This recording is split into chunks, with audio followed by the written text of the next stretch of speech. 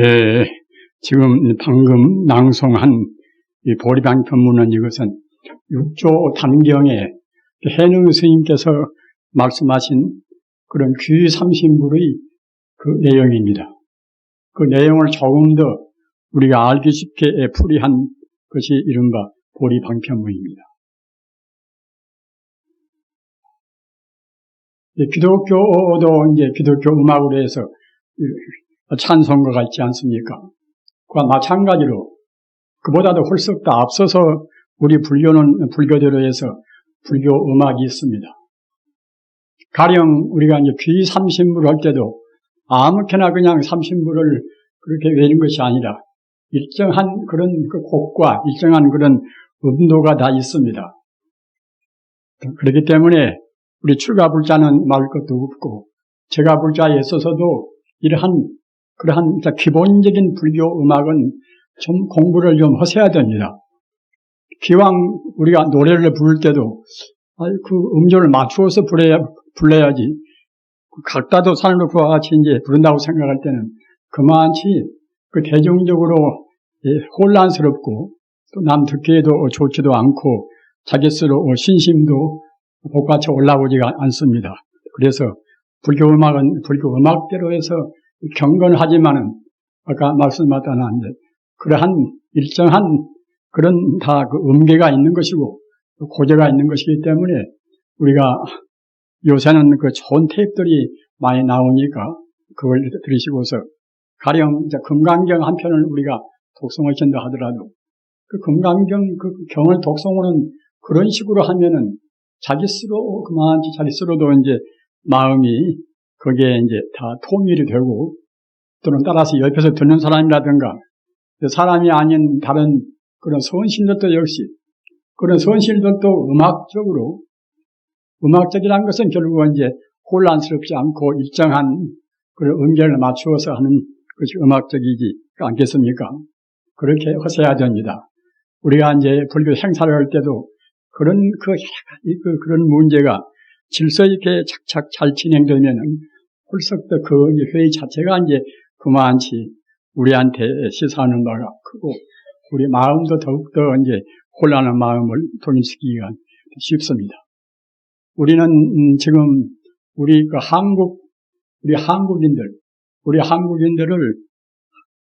한국인들이 자존심을 깎이는 그런 분야가 굉장히 많지 않습니까?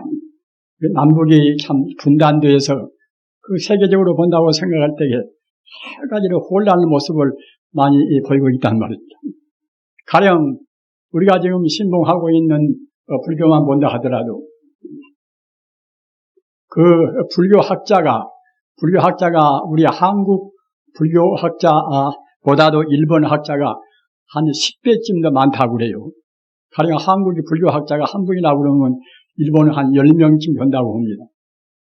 그 책을 나오는 것 봐도 그래요. 책을 나오는 것 봐도 그 일본 그 불교학계에서 내는 것은 굉장히 정성을 다합니다. 꼭 무슨 경비가 많이 들어서만 좋다는 것이 아니라 아주 정성스럽게 만들었습니다. 그런데 우리 한국에서도 아주 좋게 하려고 애는 쓰고 있으나 기술도 부족할 뿐만이 아니라 정성이 아직은 좀 부족한 것 같아요. 그 책을 낸다 하더라도 정말로 하여튼 영원히 남을 수 있는 그런 책이 아니면 가급적이면 안 내야 됩니다.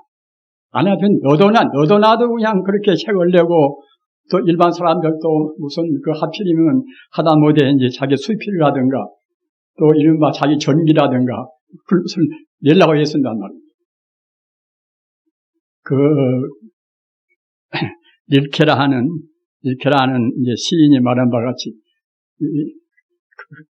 그런 어떤 글이나 책이라는 것은 그 글을 책을 내지 않으면은 내가 죽을 수밖에 없다는 그런 그 절박한 마음이 없으면은 내지 말아야 됩니다. 그래야 이제 우리가 이제 종교교회에 있어서나 또는 사회에 대해서 혼란을 그만치 플러스 하지 않는단 말입니다.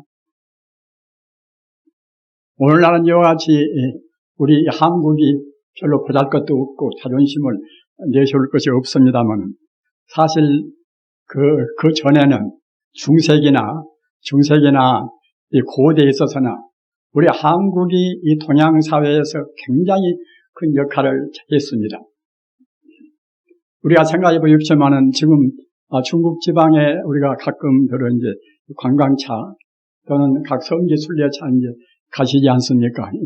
그런 가운데 그 김지장 스님, 이른바 김교각 스님, 구화산을 계산한 김교각 스님 말입니다.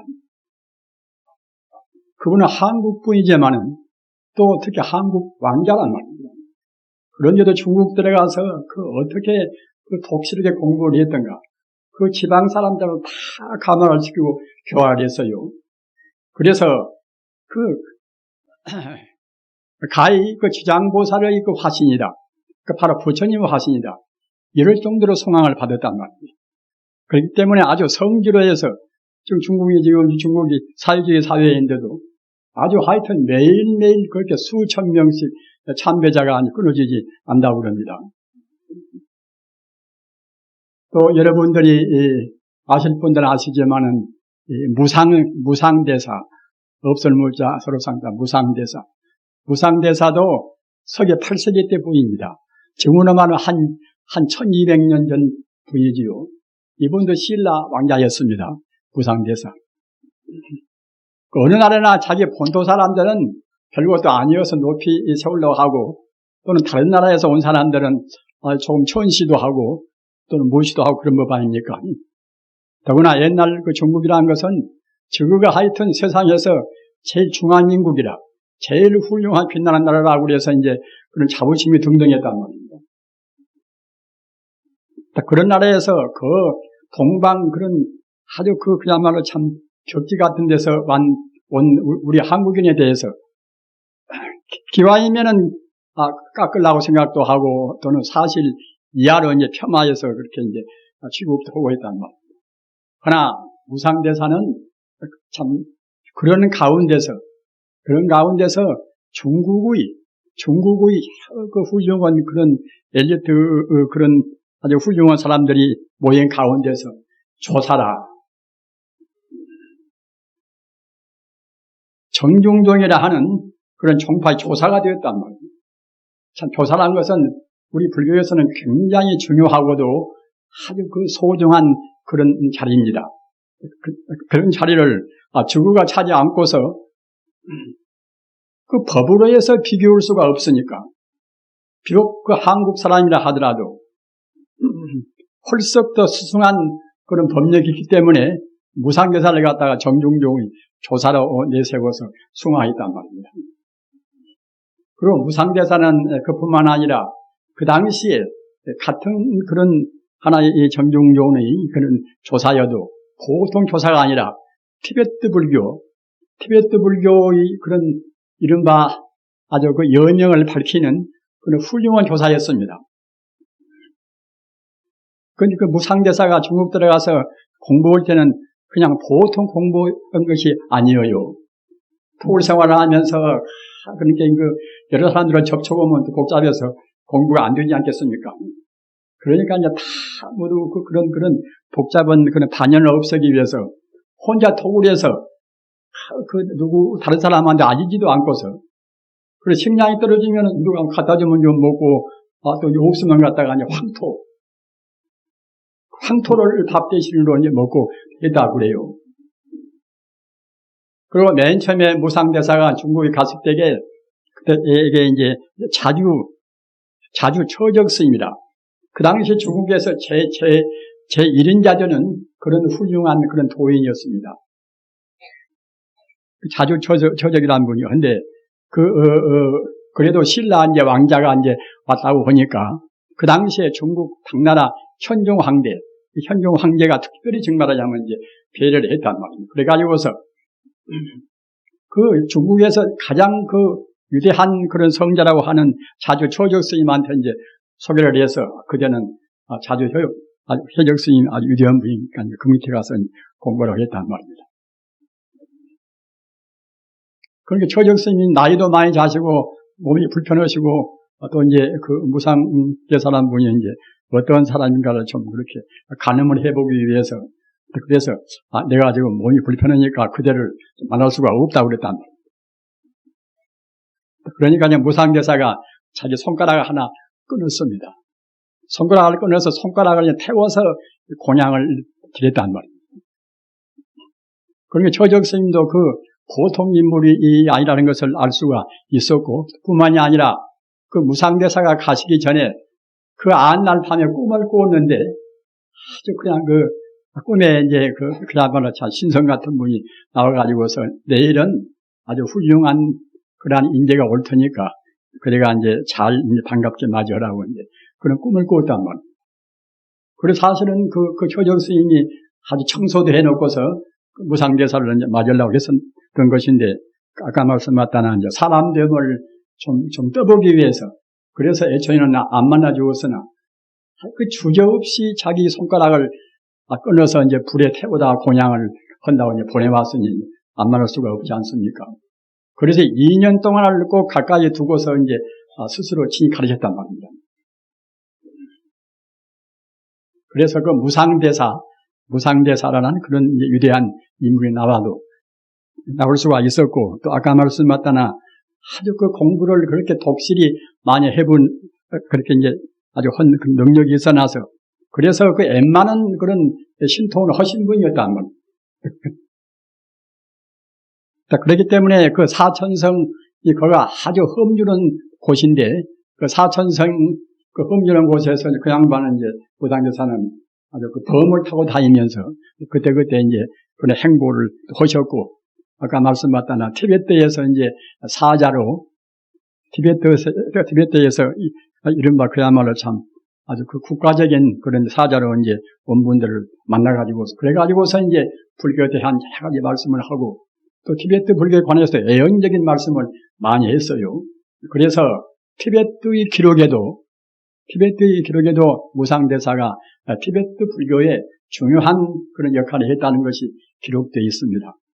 또 그러고 또 한 분은 여러분들이 대체로 아시는 바와 같이 그 해초 스님은 왕원 천축국전이라, 이것은 인도에 가서 인도에 그 갔다 오는 하나의 귀중한 기행무입니다. 귀중한 기행무인데 그 귀중한 기행문의 덕택으로 그 당시에 여러 가지 나라의 그런 형편이라든가 그런 이른바 이제 중국에서 인도까지 가는 그러한 도중의 나라의 여러 가지 그런 형편을 알 수가 있었다는 그런 귀중한 기록이 되어 있고, 또 참 중국에서 그 인도까지 간 그런 중국인들의 그런 구법성도 많이 있지요. 도를 구하는 그런 분들도 이제 많이 있는데, 그 길이 지금같이 편리하게 가는 것이 아닙니다. 어떻게 가느냐 하면 가기만 해 3년 걸려, 가기만 해서만. 사막을 건너고 또 파미리 고원 같은 그야말로 참 아주 그 한 4,000m 평균 되는 그런 고원을 타고 넘고 말입니다. 그래 가기만 해서 3년 걸립니다. 또 올 때도 오기만 해서 또 한 3년쯤 남은 걸리겠지요. 그리고 그 구법성들이 다 가서 무사히 다녀온 것이 아니에요. 처음에 갈 때는 한 10명쯤 가면은, 정작 출발할 때는 그 참 결심이 이제 안 선다든가 이제 건강이 허락하지 않으면 출발할 수가 없는 문제 아닙니까? 한 번씩 갔다 오면은 갔다 와 타는데 벌써 이제 6년 걸려버리고 말입니다. 거기서 또 머물러서 그 어려운 또 이제 그 참 범을 하다 배워야 되겠지요. 범을 배우고 인도에서 부처님 또 이제 가르치면 교육을 받아야 되고, 거기까지 합하면은 적어도 하여튼 한 20년 걸려요. 그 아까운 청춘 다 보내고 그렇게 되지 않겠습니까? 그렇게 그 조음처럼 이제 갈 수가 없고, 그때 기록을 보면은 십진구태라 10사람쯤 가면은 가까스로 한 사람쯤 살아온단 말입니다. 이런 진리를 구하기 위해서 떠났던 것입니다. 그래서 조음처럼 못 가는 것인데, 그 중국에서도 그렇게 조기 사람들이 누구 가려고 하겠습니까? 20년 동안을 가다가 그 난행고양 별별스러운 고통을 많이 하고 죽을 둥 살 둥 모르는 길을 가려고 하겠습니까? 그래서 그러는 가운데 그런 그 갔다 온 고승들이 그렇게 중국도 많지가 않아요. 많지가 않은 가운데서 다행히도 우리 참 그야말로 우리 한국인이 그 속에 끼어있고 말입니다. 끼어있는 가운데도 아주 훌륭한 그런 문헌을 끼쳐준 그런 공적이 있습니다. 그리고 그 천태종은 이것은 주로 법화경을 주로 한 그러한 종파입니다. 그래서 법화경은 아주 교리가 이제 아주 그야말로 참 보편적인 동시에 궁극적이고 또 여러 가지로 해서 불교의 그런 총결론 같은 그런 경이에요. 화엄경이 이 부처님의 전모를 말씀했다고 하면은 법화경은 그 불교의 또 한 가지 그런 아주 핵심만 줄여서 말씀하신 경이 법화경입니다. 그런데 법화경을 주로 한 이른바 종파가 이제 천태종인데 천태종은 따라서 교리적으로 본다고 생각할 때에 좀 어렵습니다. 그런 어려운 종파가 천태종인데 천태종의 중국의 16대 조사, 그러니까 조사라는 것은 한 종파가 있어놓은 그 종파를 지도하고 그런 인도하는 그러한 소중한 중요한 역할을 하시는 분이지요. 그런데 그 자존심 많은 중국 사람들이 자기들이 중한인족이고 자기들은 갖다가 이제 조금 더 아주 그런 오랑캐 같은 그런 어디 참 미견 사람들이 아니라 가장 중심적인 핵심이다. 이렇게 자부심을 갖고 있는 그네들이 그 천태종의 16대 조사, 이분이 의통스님이라고, 이분이 한국인이에요. 그리고 더구나 이제 사명대사라는 우리 한국 사명대사가 아닙니다. 중국 천태종 사명대사인데 사명대사 사명지례라 하는 이분도 아주 훌륭한 분이고 이분이 또 아주 비춰놓으신 문헌이 굉장히 중요한 문헌이 있습니다. 그런데 그 지례, 사명지례라 하는 이분이 그 의통스님, 우리 한국인 16대 조사인 우리 한국인 의통스님이 제자란 말입니다.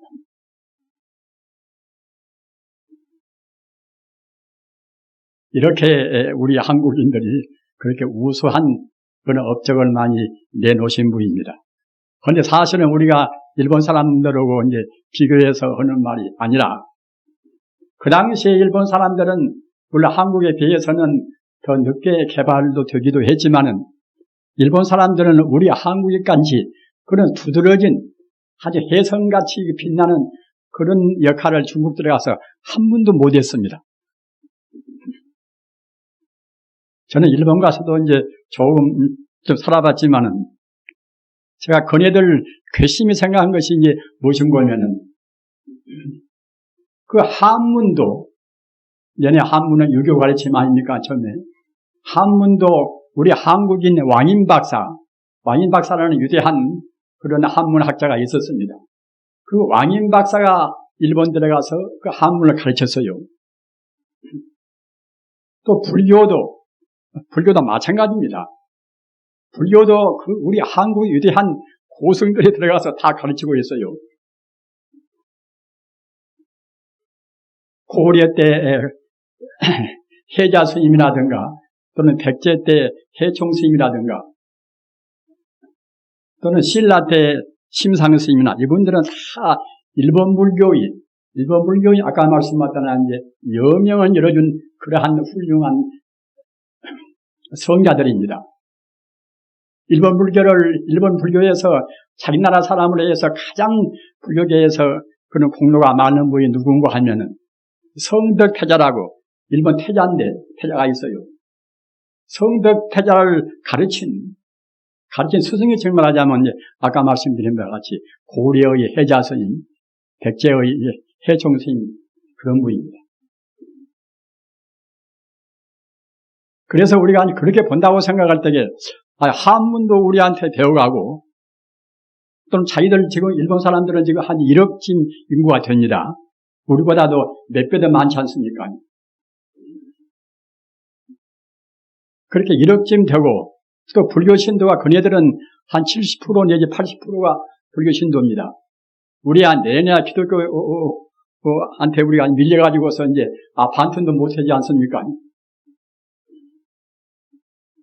그렇게 된 그런 근원이 우리한테 있는데도 우리한테 대해서 고마움을 별로 느끼지를 못해요.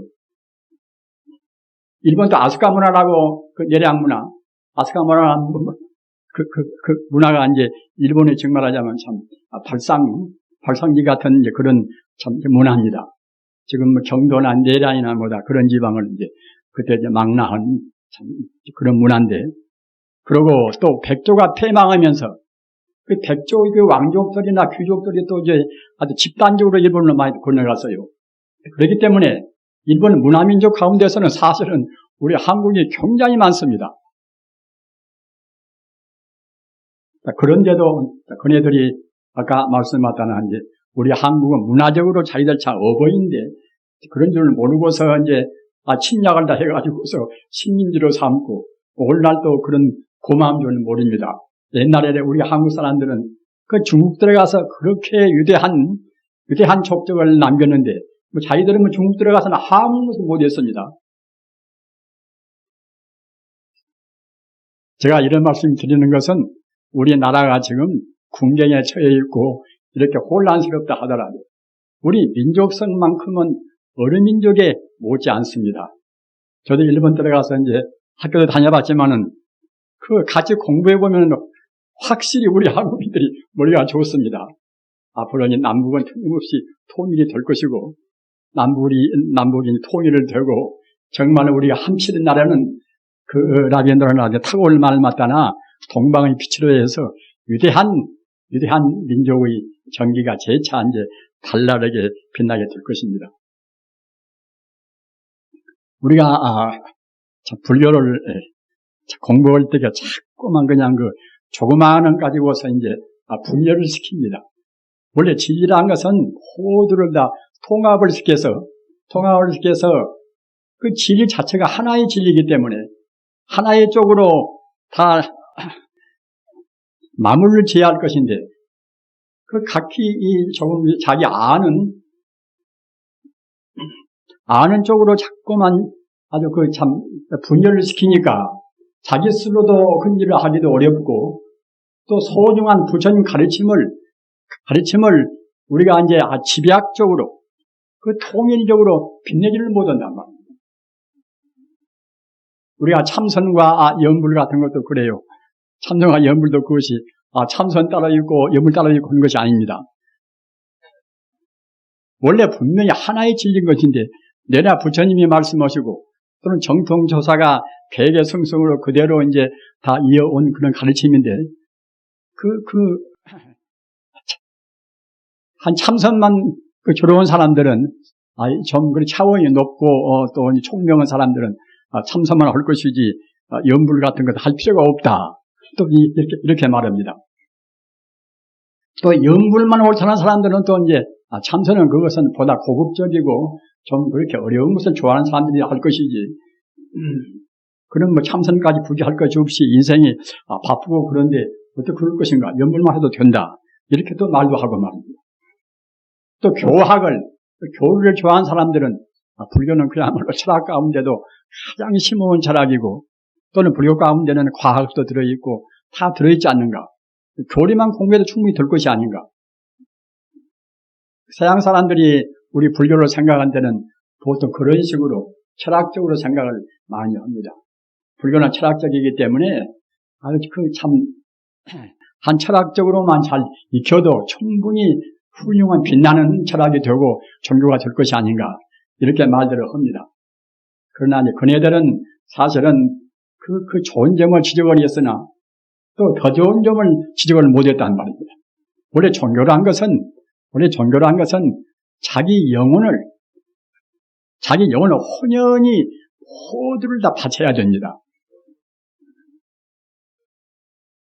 우리 마음의 이 본체가 무엇인가?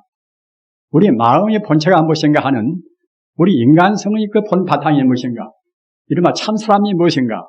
이런 데다가 우리 혼신의 힘을 다 바쳐야 할 것인데 그렇지 못하고 이성적으로 불교는 참 과학적이고 철학적이고 또는 종교적이다 이렇게 생각해보면 결국은 불교의 가장 중요한 것을 빠뜨리고 만단 말입니다.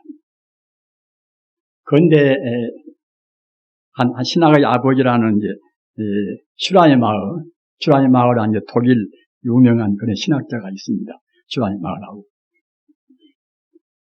그분은 종교를 말하기를 종교라는 것은 절대자에 대해서 우리가 절대자 하면은 무슨 어떤 교리적으로만 생각하지 말해야 됩니다. 절대자 하면은 그야말로 참 신이요 부처고 이것이고 이제 아주 그 절대적인 모든 문제를 다 포괄하는 개념입니다. 절대자에 대해서 우리 모두를 다 혼연히 바치는 그런 관념이 종교적 그런 신념이다. 이렇게 말했단 말입니다. 또는 쇼펜하우어 같은 그런 천재적인 사람도 인간이라는 것은 본래로 영혼을 추구하는 마음이 본래로 간직해 있는 것이고, 따라서 유한자가, 한계가 있는 유한자가 무한자, 한계가 없는 무한자를 구하는 것이고, 또는 인간의 그 모든 문제의 최상의 행복을 추구하는 가르침이다. 이렇게 말했단 말입니다. 쇼펜하우어 같은 분도, 그분도 비관 철학이라 해서, 저 한편은 좀 비난합니다만은, 위대한 그런 천재적인 분입니다. 이분들은 사실은 출가하는 수행자나 똑같이 자기 인생을 다 보냈습니다. 물론 개인적인 약점도 있겠지만은, 결혼도 않고 그냥 독신을 해서 오로지 진리와 철학만 자기 인생의 목표로 삼고서 공부한 분입니다. 따라서 우리는 아까도 말씀드린 바와 같이 우선 우리 지금 공부하는 문제 가운데서 참선과 염불이 이제 가장 중요한 실천 방법 아닙니까? 이것이 절대로 둘이 아니고 셋이 아니라 하나입니다. 어째서 그런 거 하면은 염불이란 것은 무엇인가? 염불이란 것은 생각염자 부처불자 아닙니까? 우리가 부처를 생각한단 말입니다. 그 부처는 무엇인가? 우리는 부처란 그 개념을 확실히 알아야 됩니다. 부처라는 것은 바로 내 마음의 본성인 동시에 또 우주의 본성이랍니다. 내 마음의 본성과 우주의 그런 본래의 자리, 본래 면목을 떠나서 무슨 종교가 있겠습니까? 자고로 종교와 철학 간에도 여러 가지로 논쟁이 심했어요. 종교면 종교지, 거기에 무슨 분도덕이, 철학이, 무슨 철학적인 그런 교리가 무슨 필요한가? 이렇게 말하는 분도 있고, 또 철학을 숭상한 사람들은, 종교는 그것은 하나의, 그야말로 좀 미개한 사람들이 자기 마음의 안심인명을 위해서 믿는 것이지, 철학에서 갖다가 이론적으로 우리가 이제 합리적인 걸 납득하면 그만인 것이지, 무슨 종교가 필요할 것인가? 이렇게 말하는 분도 이제 있습니다. 하나, 이것은 절대로 둘이 아니라 마땅히 우리가 훌륭한 생명의 가르침은 또 거기에 따르는 교리가 있어야 되지 않겠습니까? 가령 참선한다 하더라도 참선을 어떻게 할 것인가? 참선의 병통은 또 어떤 것인가?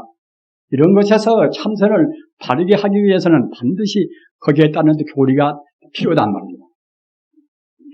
그리고 우리 인간이 금생에 나와서 우리 그 제한된 의식으로 지금 생활하고 있는 우리 인간 존재가 정말로 그 안심인명이라 항시 마음이 편안하고 행복스럽고 그러한 그런 그 안락스러운 그런 마음을 가져야 할 것인데, 그런 의미에서 이른바 달마성의 법문의 핵심도 안심 법문이라, 마음을 편안해 하는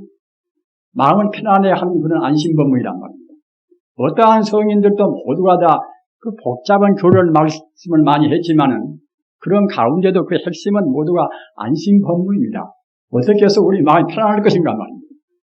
우리가 애쓰고 그 어려운 그 철학적인 그런 논리를 우리가 섭렵하고 여러 가지로 그런 고민하는 것도 역시 우리 마음이 어떻게 하면은 회의적인 쓸데없는 그런 의심이라든가 그런 것을 다 없애고서 불안한 마음을 우리 제거하고서 우리 마음이 편안하게 우리가 안심임명할 것인가? 달마스님보다도 중국에 더 빨리 오신 구나발타라. 그 구나발타라는 분도 아주 그 위대한 분입니다. 구나발타라는 대성경전을 많이 번역을 했다고 그래서 이제 구나발타라를 가리켜서 이제 대성승이라, 마연이라.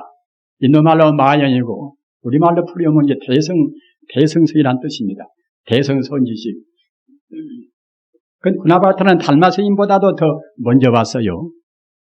먼저 와서 그 구나발타라가 일반 분들한테, 일반 우리 불교한테 이제 삐쳐준 것이 무엇인가 하면 이런 능가경은 참선에 관한 그러한 경전입니다. 수릉원 산례경이나 능가경은 똑같이 참선에 관한 그런 경전입니다. 그래서 그 달마 스님께서도 그 구나발타라 스님이 번역한 그러한 그런 능가경을 주로 해가지고서 이조 해가 스님한테 능가경을 이것이 그야말로 법의 아주 골수이니 이대로 공부하면은 된다고 해가지고서 끼치기도 했어요.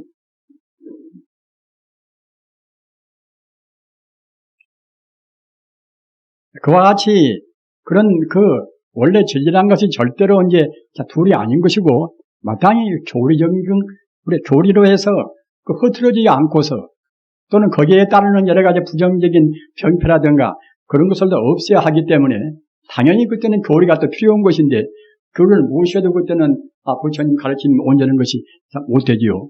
그렇다고 그래서 아까 말씀드린 것 같이 우리 마음이 항시 편안하고 마음이 안정되고 마음이 영원한 진리에 대한 흠모라든가 그리운 것이 할 것인데 그것이 없으면 또 이제 종교가 못 되지 않습니까? 그렇기 때문에 그 종교와 철학은 항시 같이 상부상조해야 됩니다.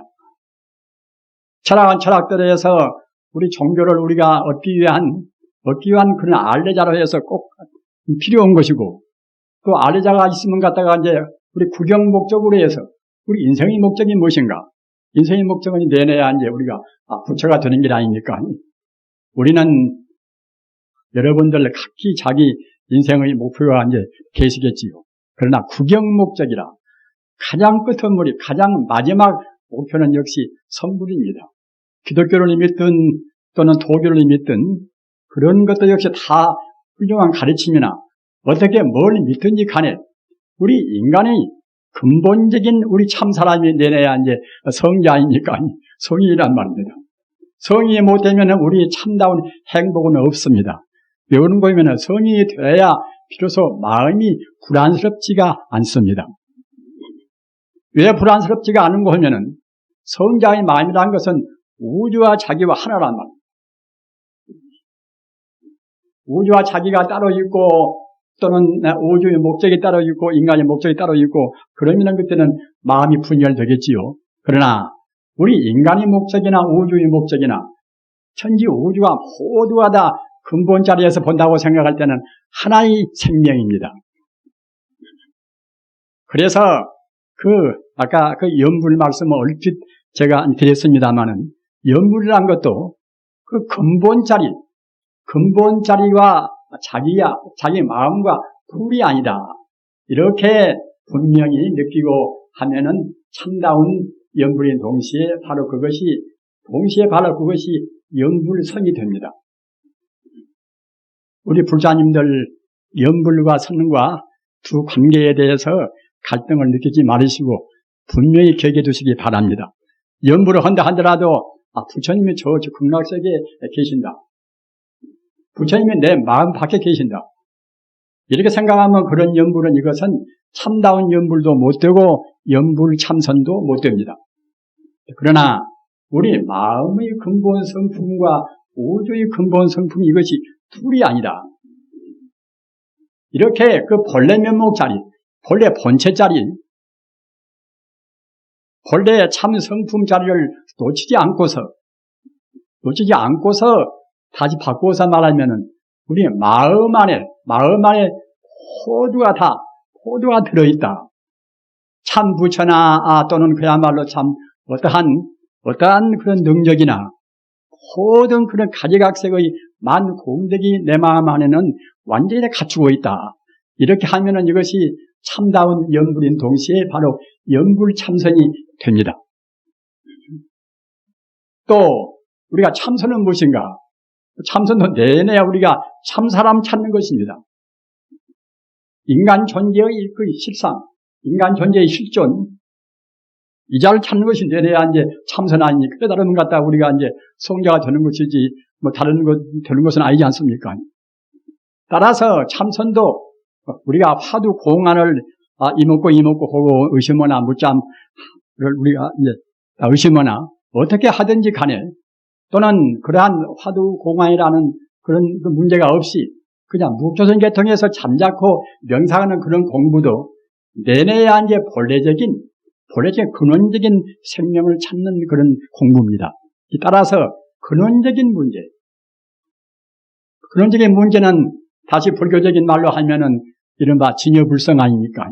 진여불성입니다. 참 진짜 같은 여자 진여라. 진여라는 것은 우주의 참다운 그러한 원리인 동시에 우주의 생명 자체라는 것이 진여라는 뜻입니다. 우리는 불교를 말할 때에 연기법이라 인연법을 말하지 않습니까? 그러나 보통은 연기법을 그냥 현상적인 차원에다가 국한을 시켜버립니다. 그러나 참다운 연기법은 현상적인 그 문제도 다 포함되지만은 실상의 문제, 방금 말씀드린 바와 같이 진여의 문제, 진여불성의 문제. 우주란 것은 철학적으로 말하면은 모두가 절대적인 진여불성의 힘으로 해서 우주가 이렇게 유출돼 나왔단 말입니다. 플라토노스 철학이라든가 또는 여러 가지 훌륭한 철학들도 대체로 뜻은 그런 뜻이 많이 포함되어 있어요. 우주란 것이 원래 절대적인 그런 생명이 있는 것인데 그런 자리에서부터서 모든 현상이 그때그때 인과적으로 이렇게 나와 있단 말입니다. 그래서 일반 철학에서 그렇게 말하는 것이나 우리 불교에서 진여연기라, 진여불성이라는 과거나 현재나 미래나 언제나 시간 공간을 통해서 변하지 않는 그 진리 자체, 생명 자체가 인연 따라서 이렇게 저렇게 나와 있단 말입니다. 따라서 우리 중생들은 보통은 눈에 보이는 현상계, 이것과 저것과 인연이 합해서 이제 무엇이 이루어진다. 이런 정도만 생각하지 모든 존재가 본래로 진여불성으로부터서 이와 같이 나와 있다. 이런 건 소홀히 생각한다. 만명계사는 아스바고사 이제 범으로 말하면 아스바고사인데 만명계사는 대성불교의 할아버지라고 합니다. 만명계사가 이제 대성 신론을 냈어요. 대성 신론은 굉장히 중요한 그러한 불경입니다. 신론은 일어날 기자 믿을 신자 대성의 믿음을 일으키는 그러한 압축된 훌륭한 그런 법문이란 말입니다.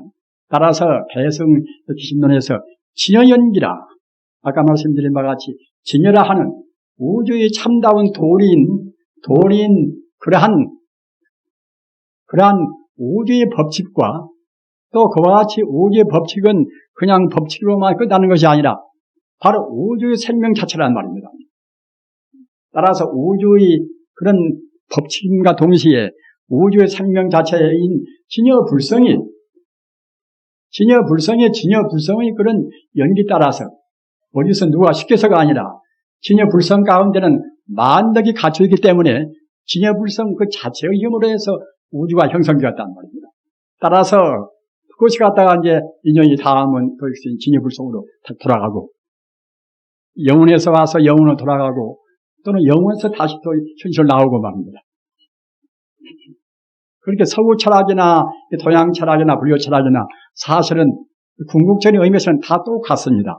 우리 중생의 효통을 못 시키니까 자꾸만 우리 중생들이 자기들 나름대로 이제 따지고 분별하니까 그것이 이제 복잡하게 되지요.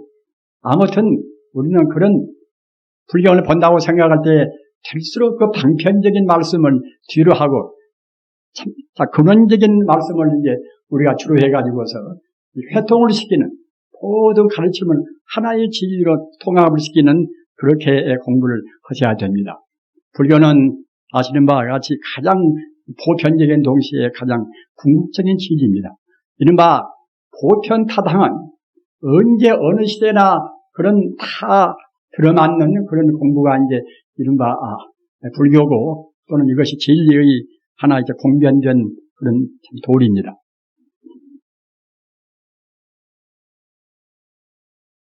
일반 사람들이 생각할 때는 참선은 어렵고 또 연구는 쉽다.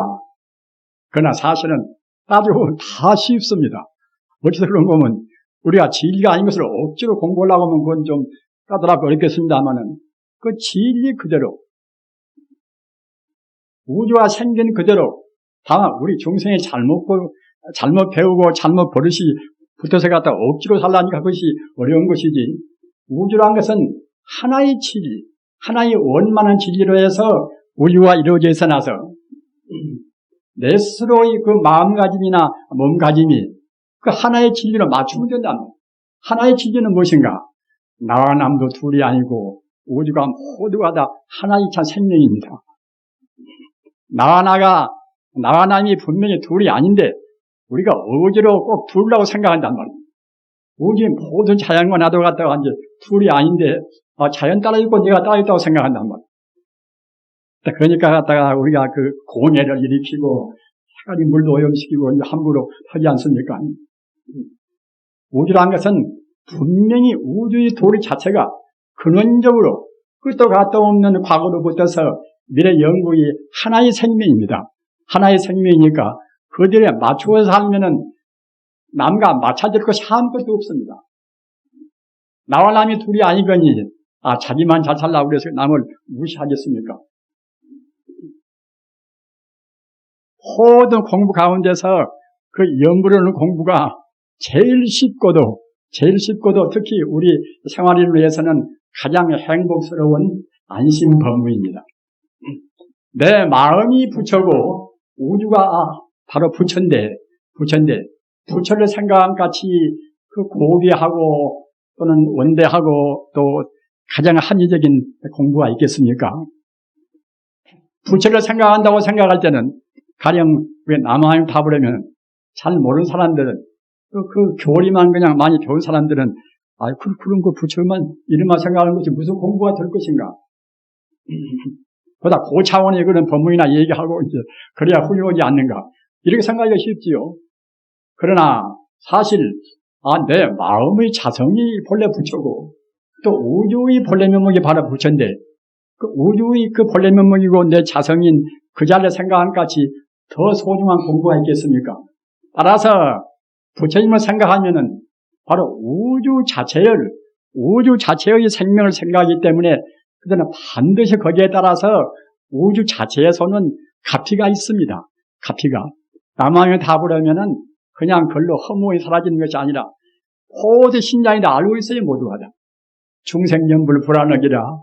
중생의 부처를 생각하면 부처라는 것은 하나의 생명이기 때문에 우리를 생각한단 말입니다. 부처님 이름은 바로 광명이 깃드는 이름입니다. 그냥 보통 이름이 아니라 명호부사이라. 이름 자체에 가서 그런 부사연 힘이 있단 말이에요. 남한의 타불은 무량광불아니까 무량광불이라 무량수불이라 또는 청정광불이라 하여튼 남한의 타불에 거기에 곁들여 있는 그런 무수무량의 공동 이름이 많이 있어요. 따라서 우리가 남한의 타불을 외우면은 그냥 우주 자체에 충만해 있는 그런 광명으로 붙어서 우리를 북돋아주고 또 우주에는 진리를 지키는 모든 신장이 많이 있어요. 귀신이나 고급신이나 모두가 다 남한의 타불을 제일 숭상하고 제일 무서워합니다. 연구를 많이 하셔서 한없는 행복을 느끼시기를 간절히 기원하면서 이만 마칩니다. 남한의 타불 나무 서가모니불 나무 시아본사 서가